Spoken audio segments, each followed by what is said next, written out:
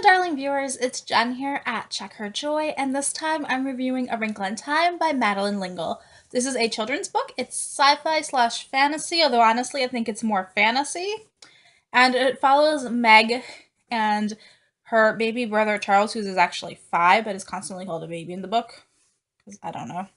And this older kid in her school named Calvin, and they set off through space to find her dad, who has gone missing, basically.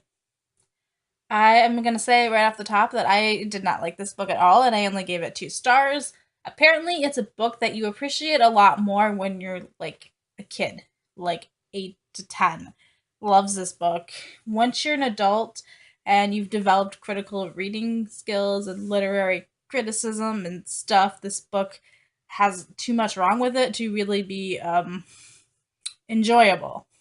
So I thought this book was kind of a chore to get through, and probably because I didn't read it as a kid, but also I've been reading reviews and talking to people who have read this as a kid and trying to read it as an adult, and also still doesn't stand up. So definitely a children's book meant for children. I'm throwing that out there. The first sentence of this book is, "It was a dark and stormy night." Let me just set up how this book is going to go. Yeah.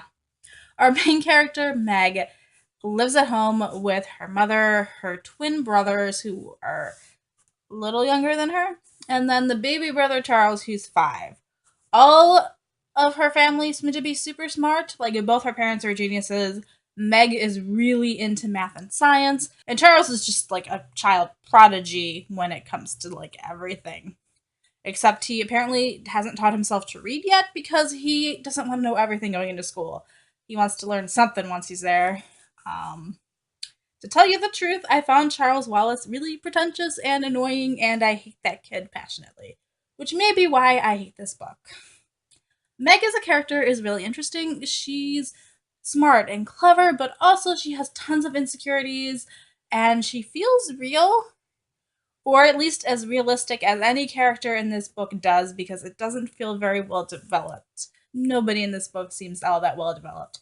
It kind of feels like we're just sticking adjectives on people, and if you use that adjective enough, maybe people will believe you that that person actually has those qualities, rather than showing us what those qualities are. Yeah. Like I said, I didn't love this book. Not really. They have 2 twin brothers that are in between the 2 of them, and they're more normal. Like, they like sports and going outside.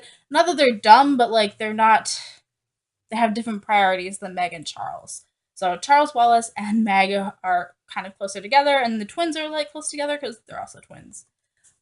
Their mom has been at home taking care of them. She is a scientist and she's doing experiments and stuff, which is kind of cool. And their dad works for the government in this scientific capacity, except he's gone missing and hasn't been talking to the family. Like, he went off on some research thing, and he started off writing letters to their mom like every day, and then after about a year they just stopped, and nobody will tell them what actually happened to their dad.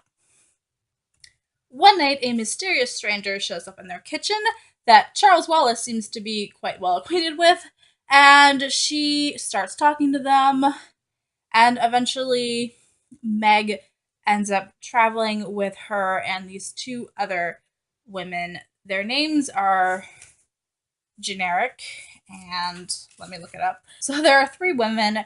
Their names are Mrs. Whatsit, Mrs. Which, and Mrs. Who, and honestly, I never really figured out which woman was which. They seem to be incredibly interchangeable. Also, they aren't exactly human, and they don't always appear in the same forms, which makes it even harder to keep these characters straight, or really peg down what they are and to, like, actually imagine them.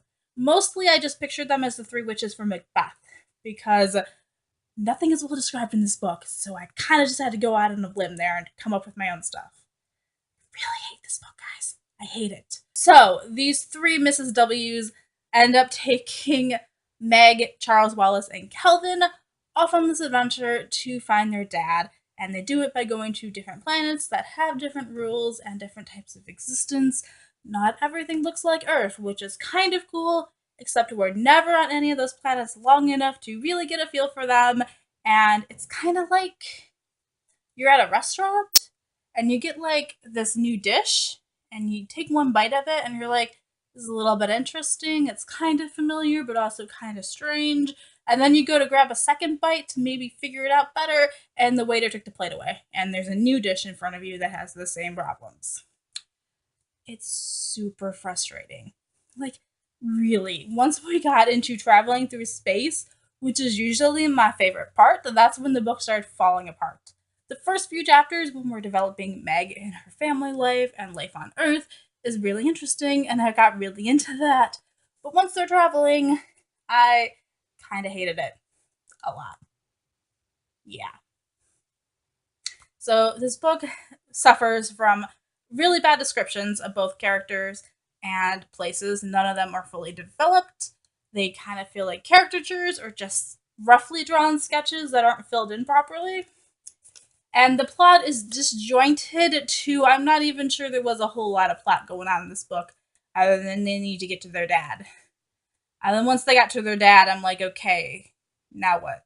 I passionately hate the prodigy of Charles Wallace, so anytime Charles Wallace was in danger, I was like, see ya, kid. I'm out of here. Don't care that you're 5 years old. You're gonna act like you're 30, then I'm gonna treat you like you're 30, and you figure it out yourself. Meg was mostly likable as a character, and I enjoyed her, except that sometimes she just got, like, one of her main faults is that she gets super angry and passionate about stuff and just, like, runs her mouth, which also got kind of annoying at times. Calvin's an interesting character, but we don't develop him enough, and we don't really see enough of anybody else in this book to really get a feel for who they are or what they're doing. So, yeah.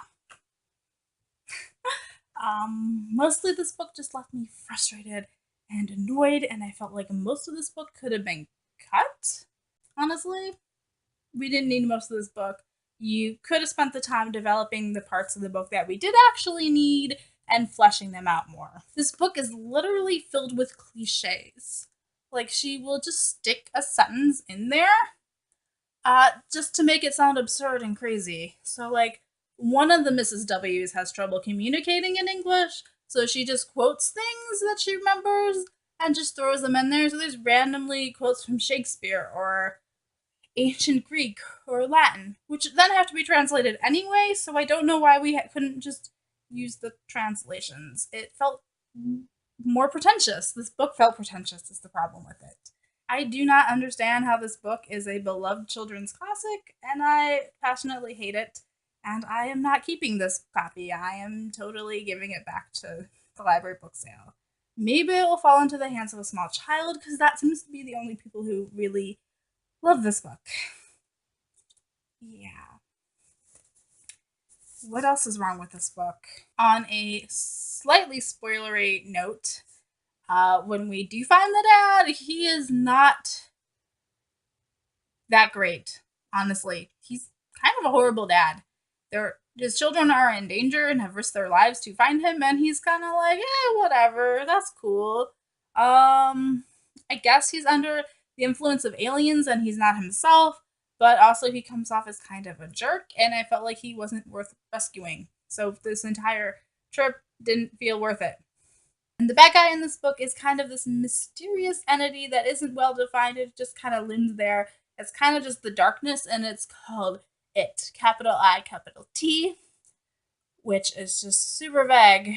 And I guess there's evil in the world. There was definitely religious connotations happening in this book, but they weren't well thought out, well described, well developed. They just kind of splurted it in randomly, just like the cliches and quotes. Just randomly, here's God and religion, and then we go away and do something else that has nothing to do with it, as far as I can tell.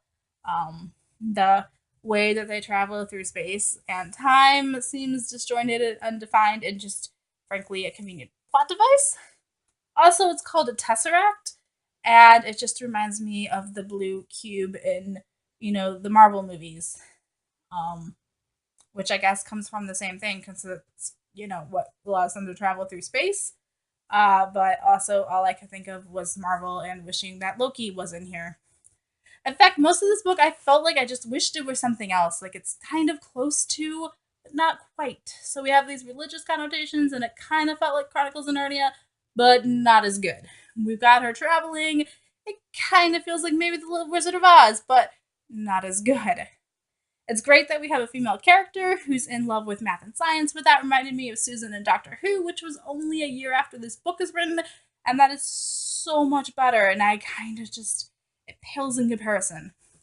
There's an entire scene where they're in like this bureaucracy, and they're kind of making a joke about how we get caught up in bureaucracy and all these files, and it just reminded me of Hitchhiker's Guide to the Galaxy. Like, this book reminds me of all these other things that are so much better. Which I feel like if I read this when I was 8 or 9 and didn't know that Doctor Who existed or hadn't read Hitchhiker's Guide to the Galaxy yet, it would be fine, but it's not that great. I feel like if you want religion and fantasy combined, you should read Chronicles of Narnia. If you want science and religion, there's like Frankenstein. You can read Doctor Who. You can read Wizard of Oz or Alice's Adventures in Wonderland. Like, there's so much better out there. This book is just frustrating and awful, and I hate it. And I would recommend it for absolutely nobody. I might not discourage a child from reading it. Like, I would not recommend this to a child who is asking me what they should read next. Like, I would never recommend this book. Not even, hey, the movie's coming out. No. Also, I was super psyched for the movie, and then I read the book, and I'm like, you know what? I'm gonna wait till it comes out on DVD and get that out of the library, because I'm not spending money on a movie adaptation of this book. Not until I've seen it first. I basically hated this passionately, and that's why it took me a month to read. And I ranted about this book so much and used so many expletives to describe it and how it felt reading this book. And I'm trying to be nice and stuff on YouTube because it's a children's book, but honestly, no. This book does not translate well into adult reading at all. Nope. So, there's my review for Wrinkle in Time, which I do not recommend reading. Don't read this book, guys. Don't do it. Read something else, honestly. So, peace out. I love you guys, and go read something way better than this. Bye. I hate this passionately. I'm good. We're done. I don't have to talk about this book ever again.